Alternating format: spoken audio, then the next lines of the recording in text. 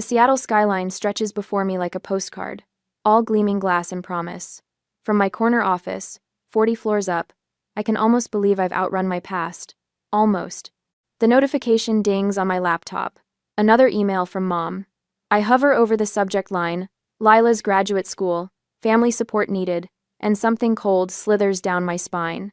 I click it open because I always do. Priscilla, darling. Wonderful news. Lila has been accepted to Woodward University's psychology program. We're all so proud. The tuition is $60,000 for the first year, and we're hoping you'll contribute since you're doing so well with your company. Love you, bunches. Mom. Attached is a photo. Mom, Dad, and Lila, arms linked, raising champagne glasses. Their faces glow with celebration. I wasn't invited. My hands tremble slightly as I maximize the picture. They're standing in front of the fireplace at home, the one Dad built when I was 12. The mantle still holds the same family photos, documenting a history where I was always behind the camera, never in front of it. The office around me blurs as memory pulls me backward. I was 16. Boise, Idaho, where summer heat bakes the pavement and dreams go to suffocate. For months, I'd saved my Target cashier wages, planning the smallest celebration at Alfredo's, the only Italian restaurant in our neighborhood that wasn't a chain. Nothing fancy, just pasta with my family on my birthday. The morning of, Mom called me into the kitchen. She wore that expression, mouth pinched at the corners, eyebrows raised in apology that never reached her eyes. Lila's got a cold, honey. We'll celebrate another time. I nodded because I always did. Is it bad? Just a little fever. Nothing serious, but you know how these things go. Your father and I need to stay home with her. Bother. That night, I ate a grocery store cupcake alone in my bedroom, a single candle burning down to a waxy puddle. When I checked Facebook later because punishment is a habit, Mom had posted a family photo. Family night? Taking care of our little one? Family means everything. No mention of my birthday. No mention of me. I swallow the memory and minimize the email. My office seems too bright suddenly, too exposed. Throughout high school, I worked part-time jobs while maintaining straight A's. When Mom's car broke down, I paid the repair bill. When Dad lost his job for 3 months, I covered their insurance. When Lila needed dance lessons and special shoes and summer camp, I contributed without complaint. You're the responsible one, Mom would say. You don't need the attention Lila does. And I believed her because children trust their parents to tell them the truth about who they are. Even in college, I sent money home. Each semester, I'd calculate my budget down to the penny, allocating funds for textbooks, ramen noodles, and my monthly contribution to the family. They called it giving back. I called it earning love. My graduation day at Stanford stands out like a bruise that never quite healed. 3 empty seats in the front row, marked with reserved signs I'd placed there myself. My phone buzzed 10 minutes before I walked across the stage. Sorry, sweetie. Lila had a piano competition. You're strong, you'll understand. Professor Winters found me after the ceremony, my eyes dry but burning. Your family couldn't make it? She asked, straightening the tassel on my cap. Something came up. The words tasted like metal. Their loss, she said, squeezing my shoulder. I'm proud of you. I thanked her with a voice that didn't crack, because I had years of practice. The Seattle sky has darkened while I've been lost in thought. Lights flicker on across the city, tiny constellations of other people's lives. I close my laptop without responding to Mom's email. On my desk sits a single framed photo my graduation day. If you look closely, you can see the empty chairs in the front row. I've kept it as a reminder, though of what exactly, I've never been sure, until now. I trace a finger across the glass surface, connecting dots that have always been there, waiting for me to acknowledge the pattern. When I needed them, where were they? The words fall into my empty office, quiet but firm. Rain begins to tap against my window, Seattle's constant companion. I press my palm against the glass, feeling the vibration of water striking surface. Something shifts inside me, not a dramatic break, but a subtle realignment, like a bone that's been set after years of healing wrong. This time will be different. The Facebook notification lights up my phone, like a neon sign at midnight. I swipe it open, my morning coffee turning bitter on my tongue. There they stand, Mom, Dad, and Lila posed in front of their renovated kitchen. Granite countertops gleam under pendant lights I've never seen before. Mom's caption reads, "Kitchen dreams finally come true. Blessed. Home sweet home." Something electric and sharp travels up my spine. The timestamp on the post shows yesterday, the same day she asked me for $60,000. I set my coffee down with too much force. Liquid sloshes over the edge, forming a small puddle on my glass desk. I don't wipe it away. My fingers move on their own, scrolling through her timeline. 2 months ago, Robert surprised me with an anniversary trip to France. 28 years with my best friend. Photos of the Eiffel Tower, glasses of champagne, pastries I can't pronounce. 6 months ago, new wheels for the family, God provides. Dad leaning against a midnight blue SUV, arms crossed, grinning like he just won the lottery. My breath quickens. During my senior year at Stanford, Mom called weekly about their struggling finances. Just a little help with the mortgage, Prissy. Times are tough for everyone. I sent them $800 every month while eating ramen and working 2 campus jobs. I click on Lila's profile next, something I rarely allow myself to do. Her life unfolds in filtered squares. Dance recitals, piano competitions, hiking trips with friends, all the experiences I funded through high school and beyond. 3 photos down, I stop cold. Lila and Mom, arms around each other's shoulders, standing in front of a beach house. The caption reads, "Thanks Grandma Wallace for the best gift ever. Your inheritance made this vacation possible. Blessed." Family time. Inheritance. The word pounds in my head like a hammer. No one told me about an inheritance. My hands tremble as I open my laptop and pull up the spreadsheet I've maintained since high school. Every contribution, every dollar sent home, meticulously documented, a scrolling testament to my desperation for approval.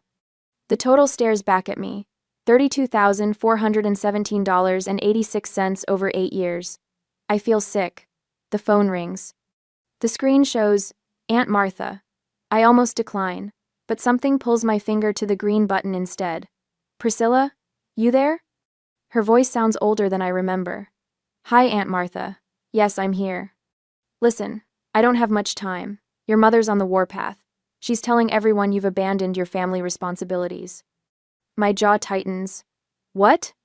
There's a family gathering next Saturday. They're planning to discuss your... She pauses, lowering her voice. Selfishness. Those are Eleanor's words, not mine. I just got the email about Lila's tuition yesterday. And you haven't answered yet? That's why she's upset. She expected you'd say yes immediately, like always. Something cold and hard forms in my chest. I see. If you don't help with Lila's school, they're saying you'll be cut off. For real this time. I almost laugh. Cut off from what, exactly? Birthday cards with no personal message? Christmas calls that last exactly 7 minutes? Thanks for the warning, Aunt Martha. After we hang up, 3 text notifications pop up from cousins I rarely speak with. Each message carries the same subtext. Why aren't you helping your family? I close my eyes, letting the rage wash through me rather than fighting it. When I open them again, I stand and walk to the file cabinet in the corner of my home office. Inside the bottom drawer, tucked beneath tax documents, sits a small wooden box. I lift the lid. Birthday cards from ages 8 through 21. Every one signed Love, Mom and Dad. No personal message, no acknowledgement of my interests or accomplishments. Beneath the cards lie bank statements. Each highlighted withdrawal represents money sent home. Each one a futile attempt to buy what should have been freely given. I sit on the floor, surrounded by paper evidence of emotional neglect. A strange calm settles over me. I've been buying love that was never for sale. The words fall into my empty apartment, sudden and true. I gather the papers, place them back in the box, and shut the lid firmly. For the first time, I see the pattern clearly. I always say yes. They always take. Nothing changes. My laptop pings with an email notification. Marcus, my business partner. Priscilla, you okay? You missed our 9 a.m. Not like you. Call if you need anything.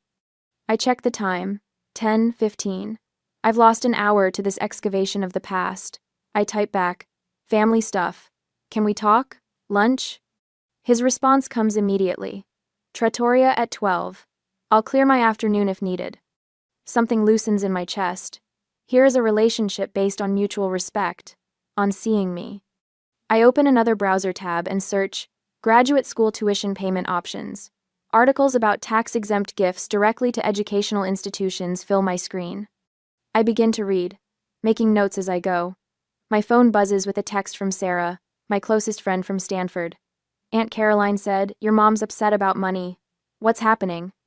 I stare at the words. Aunt Caroline. My mother's older sister who lives 2,000 miles away.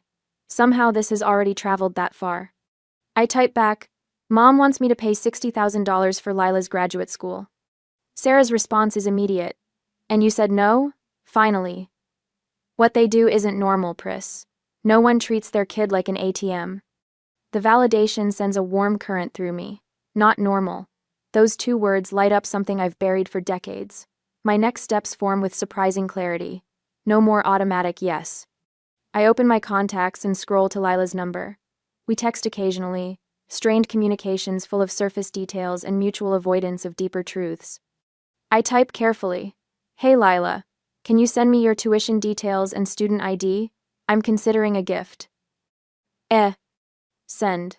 I wait, watching the bubble that shows she's typing appear and disappear 3 times before her response comes through.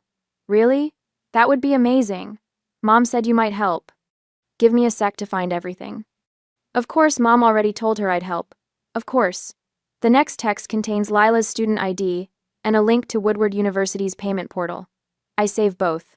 My phone rings almost immediately. "Mom," I let it go to voicemail. Then Dad calls. Then Mom again. The voicemail notification appears. I press play. "Priscilla Elizabeth Bentley, how dare you go behind our backs to talk to your sister about money? We are a family, and families discuss these things together. Call me back immediately." My finger hovers over the delete button, but instead, I save the message. Documentation. Evidence. The beginnings of a strategy. When the phone rings a 4th time, I answer. "Priscilla, what are you doing?" Mom's voice is tight with barely controlled fury. "Hello, Mom." I keep my voice even, controlled. "I'm handling this my way this time." A pause. What does that mean? It means I'll be in touch. I end the call before she can respond. For the first time in my adult life, I've said no without saying the word. My hands shake, but my mind is clear. I pack up my laptop to meet Marcus. He'll help me see this objectively, without the fog of guilt and obligation. Later, I'll call Dr. Wilson, the therapist I started seeing after my company's first million. She's been gently suggesting I examine my family dynamics for months. As I lock my apartment door, my phone buzzes with another text from Lila. "Mom's really upset. What did you say to her?" I type back. "I said I'm handling things my way this time." 3 dots appear, disappear, appear again. Finally, "Oh, okay. Thanks again for considering helping with school." I step into the elevator, breathing deeply as the doors close. The air feels different somehow. Lighter. As if by changing the script, I've altered the very atmosphere around me. The boundaries of a new world are taking shape. One where I am not defined by what I give, but by what I choose.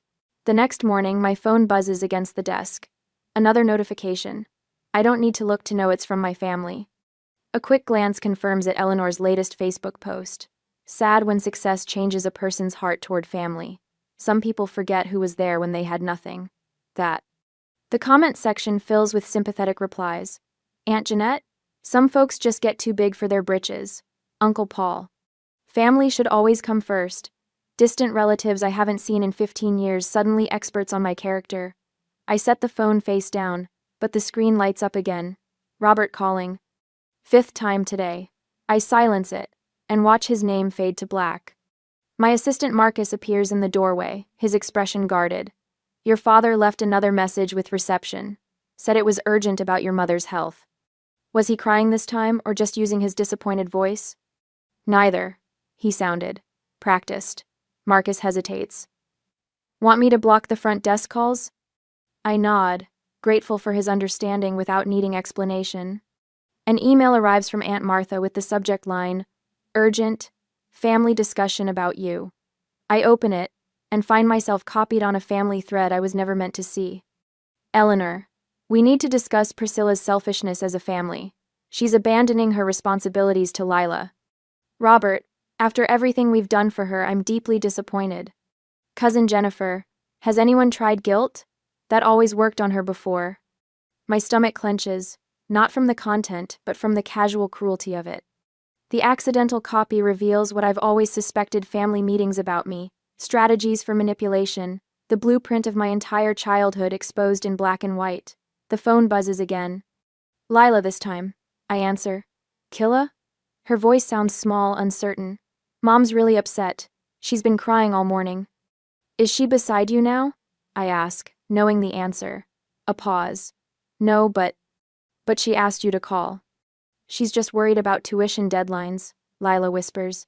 Can't you just help us out like you always do?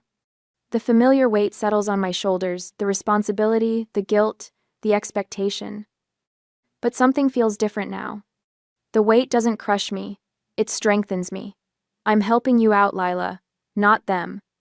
After we hang up, Aunt Martha calls. Her voice carries none of the judgment from the email chain. They're turning everyone against you, Priscilla. I just thought you should know. That evening, I research options. IRS, Section 2503. Educational payments made directly to institutions are exempt from gift tax. No money passing through my parents' hands. No opportunity for redirection. I call my financial advisor the next morning. Smart move, he says after I explain. Direct educational gifts protect both the giver and recipient. I create folders on my computer. Family financial history, tuition documentation, communication records. Each interaction cataloged, each manipulation preserved. The system feels like armor. At lunch, I call Woodward University's financial office directly. Yes, we can certainly arrange direct payment with a specific designation, the administrator explains. Many families prefer this method. Back at my office, I stare out at the Seattle skyline, the same view that witnessed my initial shock now reflecting a new resolution. My success gives me options they don't control. The phone rings, Eleanor. I answer on speaker, setting my recording app to capture the call after the legal notification beep. This call is being recorded, I state. What? Why would you? Eleanor's voice shifts instantly from accusation to hurt. Priscilla, honey, why are you doing this to us? After everything we sacrificed for you? Robert's voice joins in. We gave you everything, and this is how you repay us? What specifically did you sacrifice for me? My voice remains steady. My 16th birthday party that was canceled for Lila's cold? My high school graduation you missed for her recital? Or maybe my college graduation where I saved seats in the front row and you never showed? The silence stretches across 3,000 miles. That's not fair, Eleanor finally says, her voice dropping into the wounded mother tone I've heard since childhood. You know your sister needed us more. I needed you too. You're breaking your father's heart, Eleanor says, tears evident in her trembling voice. Is that what you want? A month ago, those words would have shattered my resolve. Now they strengthen it. I can love you without being manipulated by you, I say quietly. I'll help with Lila's education, but on my terms. After I hang up, Marcus brings me coffee. Your mother called since she wanted to come by. I told her you were in meetings all day. Did she believe you? Doesn't matter. I wouldn't let her past reception if she came back with a SWAT team. Sarah texts offering her guest room for the weekend. Distance helps clarity, she writes. My therapist emails techniques for maintaining boundaries during conflict. A colleague stops by my office to share her own family estrangement story, making me feel less alone. That night, Lila sends the university payment portal information.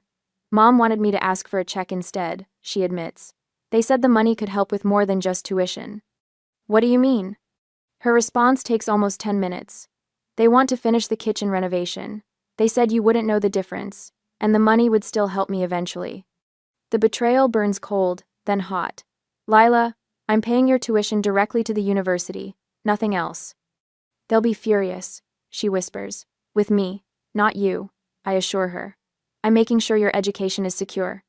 I spend the evening documenting everything, creating a journal of family patterns, saving emails in organized folders, recording legally notified phone conversations, organizing past financial support records. Each piece builds a fortress against denial. The university paperwork requires only a few fields.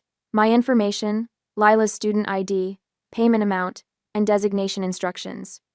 I type carefully, $60,000 for tuition only. No third-party access or redirection permitted. My finger hovers over the submit payment button, trembling slightly.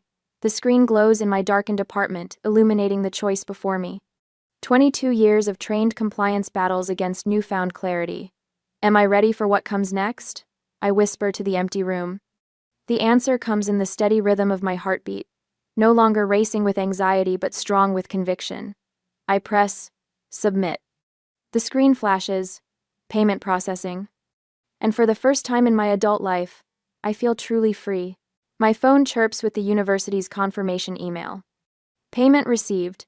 Tuition-only designation. The words glow on my screen like a shield, protecting both Lila's education and my sanity. I exhale slowly, watching Seattle's morning fog roll between skyscrapers outside my office window. For once, I've protected myself first. The tranquility lasts exactly 27 minutes. Priscilla. Eleanor's voice slices through my speakerphone, pitched somewhere between accusation and panic. The university says you've already paid Lila's tuition directly. I tap my pen against my notepad, steady as a metronome. That's correct. Why would you do that without telling us? They won't let us access any of it. Her words tumble faster. There's the housing deposit, textbooks, her car insurance. The payment covers tuition only, Mom. That's what you asked for in your email. A silence stretches between us, thin and sharp as fishing line. Then Robert's voice joins the call. Of course he's there too. Priscilla, after raising you to put family first. He pauses, voice thickening with practiced disappointment. Why didn't you trust us to handle this? My fingers trace the edge of my desk, memorizing its smooth contour. I trust education. The money is exactly where it belongs. Eleanor recovers quickly. We're having a family meeting this weekend. Everyone's concerned about your attitude lately. Aunt Judy, Uncle Tom, even Grandma Verna. The old Priscilla would have flinched at the thought of disappointing Grandma Verna. The new one checks her calendar instead. I have prior commitments, I say, voice level, but I appreciate your concern. You've always made time for family before, Robert says, the accusation unmistakable. Things change. Later that evening, I draft an email to the extended family, fingers hovering over the keyboard before committing to each sentence. To clarify recent discussions about Lila's education. 1. I've paid Lila's full tuition directly to Woodward University. 2. The payment is specifically designated for educational expenses only. 3. I will not be attending this weekend's gathering but remain available by phone Tuesday evenings between 7-8 p.m. Regards, Priscilla. No justification, no defense, just facts. The next morning, Marcus drops by my office, closing the door behind him. His 6'3" frame somehow makes the space feel safer rather than smaller. Your mother called the office line twice yesterday after you left, he says. I'm sorry. Don't be. Lisa screened her beautifully. He settles into the chair across from me. You holding up okay? I nod, then reconsider. Actually, I've been thinking about why they're like this. My parents grew up during the oil crisis, watched their own parents struggle financially. Understanding them doesn't mean you have to keep playing their game. Marcus says. I know, but seeing the pattern helps me stop taking it personally. I straighten a stack of papers on my desk. Still hurts, though. Growth usually does. My phone buzzes with a notification. A voicemail from Eleanor, her voice pitched to carry through walls. The university won't even speak to us. What kind of daughter blocks her parents from helping their own child? After everything we've sacrificed? I save the message without deleting it. Evidence, not emotional anchor. Robert's email arrives an hour later. You've stolen a family opportunity to support Lila together. Your success was meant to lift all of us. Success they never contributed to. Graduation they never attended. Dreams they never acknowledged. My phone pings with a text from Lila. You made Mom cry. I don't want your money. The words sting, but I recognize the script. How many times had I rejected something I desperately needed because accepting it meant acknowledging I'd been wronged? The social media barrage starts Saturday. Cousin Beth. Money really changes people. Uncle Tom. Some folks forget where they came from. Small caliber bullets, designed to wound pride rather than kill relationship. I turn off notifications and head to Sarah's apartment, where actual friends await with wine and perspective. She opens her door with an understanding smile. The tribunal convening without the accused? she asks, taking my coat. Apparently, I've been tried and convicted of independent thinking. Sarah's apartment buzzes with voices: our college friend Diego, my work colleague Vanessa, and Dr.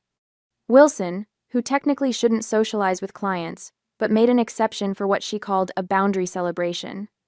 To Priscilla, Diego raises his glass, who finally learned that family doesn't mean financing. We laugh, and something loosens in my chest.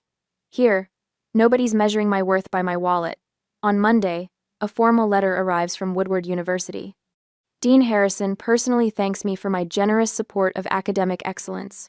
I trace the embossed letterhead, imagining Leela walking those hallways, learning to help others navigate their own family mazes. The call from Aunt Martha comes Wednesday morning, catching me during a rare coffee break. I spoke with your mother yesterday, she says, voice lowered, though she lives alone. She claimed you refused to help Lila at all until I mentioned I'd seen the tuition receipt. What did she say then? Change the subject faster than a politician caught with his pants down. Martha chuckles.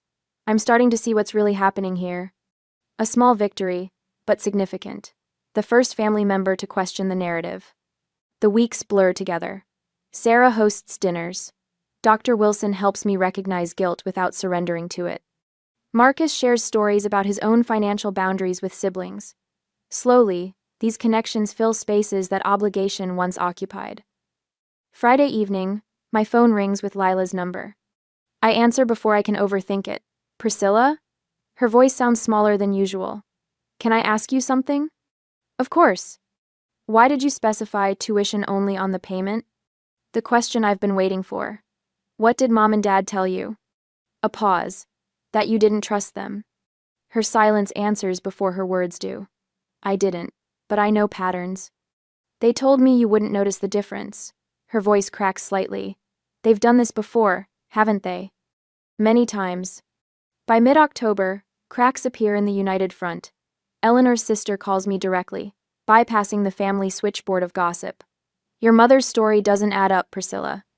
She claimed you abandoned the family, but you're paying for Lila's entire education? Robert texts, not calls a first. Maybe we could have handled this better. No apology, but a hairline fracture in the wall. They argue with each other now, according to Lila. Small disagreements about who said what, who promised what, control slipping through their fingers like sand. The final text from Eleanor arrives on a Thursday evening while I'm reviewing quarterly projections. If you can't respect our family's ways, perhaps you're not really part of this family. I set down my phone. The threat that once would have shattered me now barely ripples the surface of my calm. They've finally played their last card, the one they thought I feared most. But you can't exile someone who's already found home within themselves. 3 days later, the family intervention proceeds without me. I know because Uncle Frank texts me during the meeting, his message a reluctant courtesy. They're all here talking about you. Your mom's crying. Just thought you should know. I place my phone screen down on my desk, focusing on the Seattle skyline instead. The rain creates rivers on my office window, distorting the view. Fitting. That night, the coordinated email barrage begins. First, Aunt Helen. Family means forgiveness, Priscilla. Then Cousin Diane. We're all worried about you. Finally, Uncle Jim. Your mother is beside herself with stress. Each message follows the same template: concern wrapped in judgment. Forgiveness that requires my surrender. I catalog each one methodically, saving them to the folder I've labeled Family Pressure Campaign. Mom calls at 7 the next morning. I let it ring through to voicemail. Priscilla, honey? Her voice wavers. The doctor says my blood pressure is through the roof from all this stress. I just don't understand why you're doing this to us when all we've ever done is support you. Dad's message follows an hour later. Your success has come at the cost of family values, Pris. We taught you better than this. My jaw tightens. I've run the company financial report twice, unable to focus. When Marcus knocks on my office door, I startle. Whoa, you look like you're about to break that pen, he says. I glance down at my white knuckles. Family stuff. Still the tuition drama? Marcus perches on the edge of my desk. I thought that was settled. They're escalating. I hand him my phone, showing a text from Dad that arrived minutes ago. We've talked to Raymond Green about the tax implications of your so-called gift. There may be legal questions about your mental state when making financial decisions. Marcus whistles. Raymond Green? Isn't he that hack lawyer who advertises on late-night TV? Between the Murder, She Wrote reruns and denture cream commercials, yes. A bitter laugh escapes me. They're grasping at straws. What's their endgame here? I lean back in my chair. Control. Money. Take your pick. My phone vibrates with a new message. Lila, can we talk? Mom and Dad say I have to choose between them and your money. I don't know what to do. Something cold settles in my stomach. This is the move I didn't anticipate, using Lila as the final pressure point. You okay? Marcus asks. They're forcing Lila to choose sides. My voice sounds distant to my own ears. Jesus, that's low. I stare out the window. Am I making everything worse? Maybe I should have just written the check and walked away. Marcus shakes his head. Don't do that. This isn't about money anymore. It's about them realizing you're not their ATM. But Lila's caught in the crossfire. I tap my fingers on the desk, thinking. I need to see her. Directly. No parents, no pressure. Later that day, the coffee shop sits midway between the university and downtown neutral territory. I arrive 30 minutes early, securing a corner table where we can talk privately. When Lila walks in, her shoulders are hunched, eyes darting around nervously. Thanks for coming, I say as she slides into the seat across from me. Mom doesn't know I'm here. Her voice is barely above a whisper. I nod. This isn't about them, it's about us. They say you're trying to buy my loyalty. Lila fidgets with a packet of sugar. That you're using your money to control me. That's projection. I keep my voice steady. This isn't about the money, Lila. It's about honesty and respect. Mom says. Let me show you something. I open my laptop, turning the screen toward her. These are my calendars from high school through college. The highlighted dates are important events in my life: birthdays, graduations, academic competitions. Lila leans forward, squinting at the screen.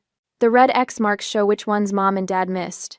I scroll through years of calendars, a sea of red marks.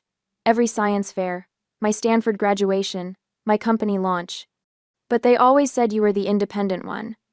Lila murmurs. Now look at your calendar. I click to a different file. Your piano recitals, your spelling bee, your dance competitions. Notice something? Her eyes widen. They were at all of mine. Every single one. I swallow hard. And I don't begrudge you that. You deserved their support, but so did I. Lila's eyes fill with tears. I didn't know. There's more. I pull out a folder with bank statements. These are transfers I made to help the family while I was in college. Car repairs, insurance payments, your summer camp. Lila picks up a statement, hands trembling slightly. $2,500? While you were in school? I worked 3 jobs that semester. They told me your scholarship covered everything. She looks up, confusion etched across her face. They said you had it easy. Now look at these. I slide over printouts of their Facebook posts, vacation photos from Europe last year, Dad's new truck, the kitchen renovation. When did they do all this? Do? After Grandma Wilson died. They received about $75,000. Lila sits back, her face pale. They told me they couldn't help with my tuition because they had no savings. Let me explain something else. I pull out another document. This is IRS Section 2503E. It makes tuition payments tax-exempt when paid directly to educational institutions. The money I sent is designated for your education only. It can't be redirected. That's why they're so upset, Lila whispers. They can't access it. I nod. The financial office confirmed they tried to have part of it refunded to them. For the roof repair, Lila's voice cracks. They said you wouldn't mind helping with the house too. Something shifts in her expression, the first real recognition I've seen in years. I didn't do this to hurt anyone. I tell her. But I needed to stop a pattern that's been hurting me since I was 16. Lila reaches across the table, her fingers brushing mine. I think I understand now. That evening, I make the call I've been dreading. Mom answers on the first ring. Priscilla? Thank God. We've been so worried. Mom, I need to talk to both of you. Can you put me on speaker? A pause. I'm setting some boundaries, I say, my voice calm but firm. I love you both, but love doesn't require submission. Now listen here. Dad begins. No, you listen. My voice doesn't waver. I've documented everything: the missed events, the financial support I provided, the inheritance you received while claiming poverty. I've shared it all with Lila. Silence stretches between us. I won't engage with manipulation anymore. I won't respond to group emails about my character. I won't defend my choices to the extended family. You can't just, Mom starts. I can. And I have. I take a deep breath. My relationship with Lila is separate from my relationship with you. That's non-negotiable. More silence. Then Dad's voice, smaller than I've ever heard it. Maybe we've taken you for granted. The words sound dragged from somewhere painful. Mom makes a choked sound. If you want to rebuild our relationship, it starts with respect, I continue. Not obligations, not guilt, not money. I end the call before they can respond. My hands aren't shaking anymore. The Seattle skyline glitters with possibility against the October sunset. From my balcony at South Lake Union, the city spreads before me like an affirmation. 2 years have passed since I made that tuition payment. 2 years of rebuilding and rediscovering myself. GeekWire's feature sits open on my tablet. MedSync valuation reaches $28 million. How Priscilla Bentley transformed. Patient records. The modern healthcare cover still feels surreal. Success tastes different now, less like validation and more like vindication. My apartment reflects the change. Gone is the sterile minimalism that once mirrored my emotional barricade. Now warm textiles in rich burgundy drape across my sofa. Photographs of friends line the hallway, and fresh flowers brighten the kitchen counter. Light pours through uncovered windows I no longer hide behind. The phone rings. Lila's name appears on the screen. Our monthly calls have become a ritual neither of us expected. My finger hesitates for only a moment before answering. How's my favorite counselor? I ask. Exhausted, Lila laughs. First-year clients think I have all the answers. Welcome to adulthood. Silence stretches between us, comfortable now where it once felt like accusation. I was looking through old pictures yesterday, Lila says finally. Her voice drops. That birthday, when you turned 16, I remember Mom telling me you were fine with staying home because I had a cold. My chest tightens, then releases. The memory no longer cuts as it once did. I used to think you were cold. Lila continues. But now that I'm paying my own bills, facing my own choices, I get it, Pris. I finally get it. Get what? I ask, though I already know. How much you gave up, how much they asked of you. She pauses. How much I benefited without even knowing. The weight of her words settles around me like a familiar coat I no longer need to wear. I hope I can be like you someday, she whispers. For the first time, her words feel like recognition, not obligation. Later that evening, I host my own birthday dinner. The table fills with faces that weren't there during those empty childhood celebrations. Marcus raising a glass to courage without bitterness. Sarah, who flew across the country just to be here. Colleagues who've become confidants. To boundaries. Marcus toasts, his eyes meeting mine with understanding. Candles flicker on the cake they've brought, not a desperate, solitary flame in a darkened bedroom, but a constellation of light surrounded by genuine affection. The following week, I stand on the TEDx Seattle stage. Emotional boundaries in family relationships wasn't the talk I imagined giving when I built my company, but it's become the legacy I'm proudest of. The price of peace isn't silence, I tell the audience. It's the courage to speak truth without expecting others to hear it. A young developer approaches me after my presentation, her eyes reflecting the same hunger for validation I once knew intimately. My parents think my success belongs to them. She admits. How did you find answers? I smile, recognizing my former self. Some questions don't need answers anymore because peace is the answer. That night, cleaning out old email drafts, I find one from 16 years ago. The subject line, birthday dinner cancellation. The first line reads, Dear Mom, I just wanted to ask, did you forget my birthday? I press delete without reading further. Some questions have lost their power to wound. Mom and Dad still send occasional holiday messages. Brief, civil exchanges that acknowledge our shared history without pretending the wounds never happened. I no longer measure my worth by their response. The sunset bathes my balcony in amber light when my phone chimes with a text from Lila. Still on for sister dinner next Tuesday? I type back without hesitation, looking forward to it. In my journal later, I write the truth it took me decades to learn. Family isn't always who you're born to. Sometimes it's who sees you clearly when others look away. The greatest gift wasn't what I gave Lila. It was giving myself permission to be valued.